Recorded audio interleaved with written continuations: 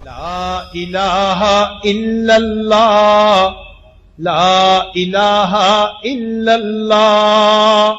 آج ہم حیران ہوتے ہیں کہ ان صحابہ رضی اللہ عنہم کے دلوں میں سنت کی کتنی وقعت تھی، عظمت تھی، اسی لیے ایک ایک سنت پر بڑے اہتمام کے ساتھ وہ عمل کرتے تھے۔ ہمارے قریب کے زمانے میں اکابر علماء دیوبند کو اللہ رب العزت نے یہ شان عطا فرمائی، وہ بھی سنت کے عاشق تھے۔ حضرت مولانا قاسم نانوتوی رحمۃ اللہ علیہ کے بارے میں فرنگی نے وارنٹ جاری کر دیے کہ ان کو پھانسی لٹکا دو، گرفتار کر کے۔ حضرت کو اطلاع ملی تو حضرت روپوش ہو گئے۔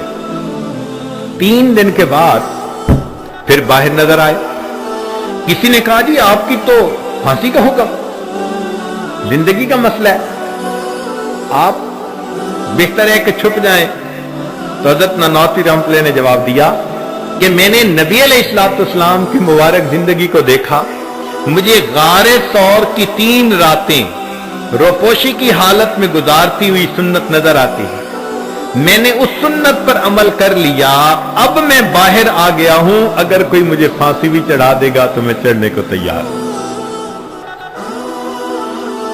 اللہ اکبر کبیر۔ چنانچہ حضرت مولانا رشید احمد گنگوہی رحمۃ اللہ علیہ آخری عمر میں موتیا بند آ جانے کی وجہ سے بینائی چلی گئی تھی، مگر حضرت ان دنوں بھی باقاعدگی کے ساتھ سرما استعمال کرتے تھے۔ عام لوگ یہ سمجھتے ہیں کہ سرما لگایا جاتا ہے بینائی تیز کرنے کے لیے۔ تو ایک آدمی نے کہا کہ حضرت آپ کی تو بینائی بھی نہیں اور آپ سرما لگاتے ہیں۔ فرمایا کہ میں بینائی کی نیت سے نہیں، اپنے آقا صلی اللہ علیہ وسلم کی سنت پر عمل کرنے کی نیت سے روزانہ سرما ڈالتا ہوں۔ ہمیں تو سنت پہ عمل کرنا ہے نا۔ علامہ انور شاہ کشمیری رحمت اللہ علیہ حدیث مبارکہ کا اتنا ادب تھا کہ بے وضو ہاتھ نہیں لگایا کرتے تھے۔ ایک مرتبہ مفتی کفایت اللہ رحمت اللہ علیہ نے پوچھا اپنے شاگردوں سے کہ بتاؤ علامہ انور شاہ کشمیری رحمت اللہ علیہ انور شاہ کشمیری کیسے بنے؟ تو جن طلباء کو تفسیر سے لگاؤ تھا وہ کہنے لگے جی بڑے مفسر تھے، جن کو حدیث سے شغف زیادہ تھا وہ کہنے لگے جی بڑے محدث تھے، جن کو شعر و سخن سے تھا وہ کہنے لگے جی ان کا شعر کا کلام ہی بہت اعلیٰ۔ حضرت خاموش رہے۔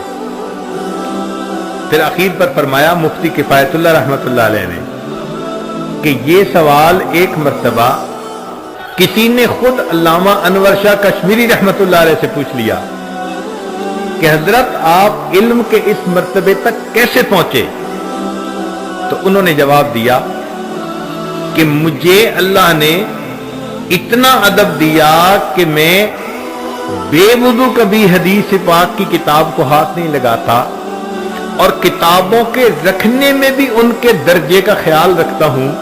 قرآن پاک پر اس کی تفسیر کو نہیں رکھتا، تفسیر پر حدیث کو نہیں رکھتا، حدیث پر اس کی فقہ کی کتاب کو نہیں رکھتا، اور فقہ کی کتاب کے اوپر تاریخ کی کتاب کو نہیں رکھتا، میں رکھنے میں بھی ان کے مدارج کا خیال رکھتا۔ پھر فرمانے لگے کہ میں بخاری شریف جب بیٹھ کر پڑھتا ہوں تو اکثر لوگ بخاری شریف کا حاشیہ پڑھنے کے لیے بخاری شریف کتاب کو اپنا تحت بناتے ہیں۔ فرمانے لگے میں جب سیدھا حاشیہ پڑھ لیتا ہوں، دوسری طرف پڑھنا ہوتا ہے تو میں اٹھ کے خود دوسری طرف جاتا ہوں اور وہاں سے بیٹھ کے حاشیہ پڑھتا ہوں۔ چنانچہ ان کو کثرت کے ساتھ نبی علیہ الصلوۃ والسلام کی زیارت ہوتی تھی۔ ایک مرتبہ اسحال لگ گئے، کسی نے کہا کہ حضرت آپ نے کچھ کھانے میں کوئی ایسی چیز کھا لی؟ فرمان لگے نہیں، چند دن سے زیارت نہیں ہوئی، اس خوف سے اسحال لگ گئے کہ میری کسی کوتاہی کی وجہ سے اس نعمت سے مجھے محروم نہ کیا گیا۔